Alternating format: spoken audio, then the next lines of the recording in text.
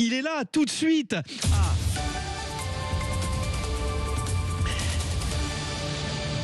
Nous filons à 7. Tiens, c'est Maxime Le Forestier qui chante ça, la balade, pour aller rendre hommage à Georges Brassens à 7.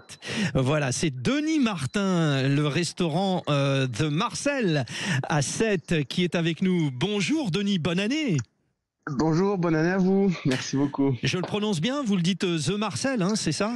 C'est c'est le The Marcel. Oui, c'est un nom un petit peu atypique, mais c'est The Marcel. Ouais, c'est un petit peu d'anglicisme là, comme ça, dans un prénom qui est plutôt estampillé très France. Vous avez travaillé hier soir, Denis ? Ah oui, on a travaillé hier soir, grosse soirée pour nous dans les restaurants. La soirée du réveillon, c'est quand même un moment super important. Complet, hein, c'est ça ? Donc oui, effectivement. Ouais, complet hier soir et complet à midi aussi. Donc effectivement, la nuit n'a pas été très longue pour nous aussi. Oui, on parlait de Maxime Trouleau. Oui, exactement. Et en plus, nous, on vous sollicite. Ouais, mais de toute façon, à 9h30, vous étiez réveillés, de toute façon, là. Oui. Ouais. Si par exemple, on ne vous avait pas sollicité sur Sud Radio, vous ne seriez pas en train encore de dormir, non ? Ah non, mais moi je suis en cuisine déjà depuis 1h30, donc on est là, on est prêt, et voilà, c'est des belles journées. Bon, j'essaye de m'enlever un petit peu de pression, parce que déjà depuis ce matin, je suis obligé d'apporter la contradiction de défendre le président, parce que c'est mon travail, hein, je précise. Hein. Bon, alors, moi j'ai beaucoup plus de légèreté, moi. Bon, très bien. Bon, vous avez 36 ans, on parlait hier de l'âge des chefs dans ce même rendez-vous, c'est plutôt jeune, 36 ans, c'est une carrière ascensionnelle. Oui, alors c'est vrai. Alors du coup, j'ai 37 ans depuis une semaine. Oh, vous êtes très vieux du coup. Mais effectivement, l'âge, c'est quelque chose qui a beaucoup changé. En tout cas, dans les chefs aujourd'hui, on a un développement qui est beaucoup plus rapide qu'avant. C'est vrai qu'avant, on avait une image de chef où on devenait chef assez tard, après avoir écumé beaucoup de cuisine, etc. Et aujourd'hui, ça va beaucoup plus vite, mais finalement, à l'image un peu de la société aussi.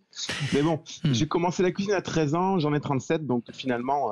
ça fait quand même pas mal d'années. Ça veut dire que dans votre parcours scolaire, à un moment, vous avez peut-être quitté la filière plus générale pour vous spécialiser ? Ouais. Exactement, c'est ça. Sortie collège direct. Moi, j'ai toujours su que je voulais faire ça de toute façon. Alors pourquoi ? Ne me demandez pas pourquoi, parce que je ne sais même pas moi. Mais j'ai toujours eu ça en moi, et donc en fait un choix très direct, très rapide, ce qui a été une chance aussi, parce que bon, quand on est jeune, c'est toujours compliqué de trouver sa voie.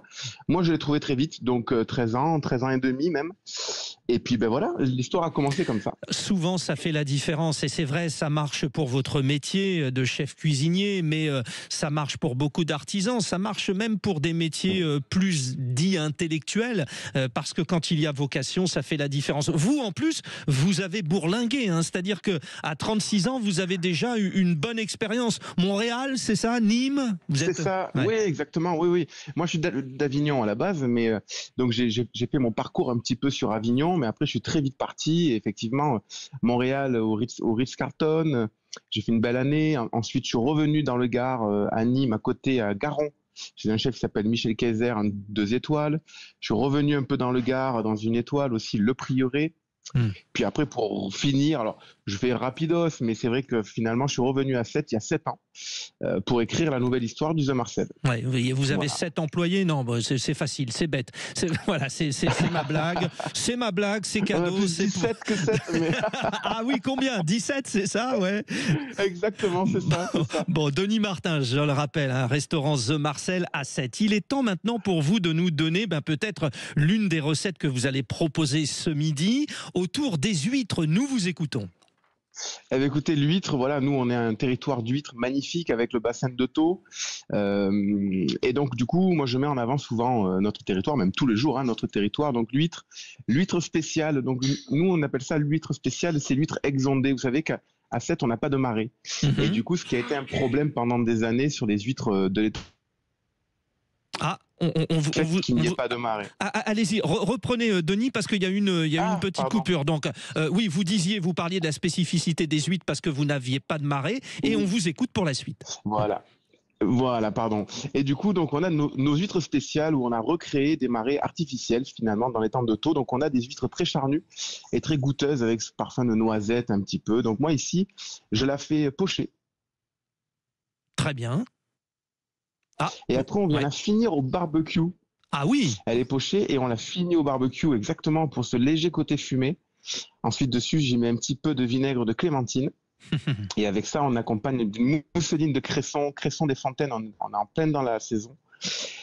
Un peu de céleri rave et une écume de coquillage. Avec le jus de l'huître, on fait une petite écume, un peu de lait, un petit peu de crème. Et en fait, ça fait un petit amuse-bouche pour nous ici, très gourmand, très frais, avec l'huître, l'iode, le cresson et les coquillages. Voilà. L'huître au barbecue, Ouais. c'est fréquent ça? Vous êtes le premier à faire ça ou pas, non? Alors, je pense pas être le premier, mais c'est vrai que le barbecue est rentré en cuisine depuis peu. Et c'est un nouveau joujou pour nous. Et c'est vrai qu'on adore parce que ce goût de barbecue qu'on a à la maison, en fait, habituellement, hein, eh ben, de le faire rentrer dans les cuisines, c'est quelque chose qui est assez exceptionnel, je dois dire. Et ça nous ouvre une palette de saveurs ici en cuisine. Donc, l'huître en fait partie. Alors, il y a plein d'autres produits qu'on grille au barbecue aujourd'hui. Mhm. Mais l'huître, c'est quand même très délicat. Et de pouvoir se dire qu'on peut la griller, c'est quand même assez fou.